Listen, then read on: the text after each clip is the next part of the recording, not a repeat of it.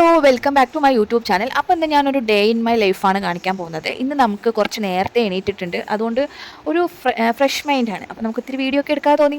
അപ്പോൾ ഏട്ടൻ രാവിലെ തന്നെ പോകുന്നുണ്ട്. നമ്മളിന്ന് എന്താ നേരത്തെ എനിക്ക് കാരണം എന്ന് വെച്ചാൽ നമ്മുടെ കുടുംബദൈവത്തിൻ്റെ പൂജയാണ് കേട്ടോ. അപ്പോൾ കുറേ നേരത്തെ എണീറ്റു. പിന്നെ പ്രസാദമൊക്കെ തൊട്ട് അവിടുത്തെ പ്രസാദമൊക്കെ കഴിച്ചിട്ടുണ്ടായിരുന്നു. അതിനുശേഷം ഞാൻ നേരെ ബ്രേക്ക്ഫാസ്റ്റാണ് കഴിച്ചത്. ഇന്ന് ദോശയായിരുന്നു. ദോശയും ചായയൊക്കെ കഴിച്ചു.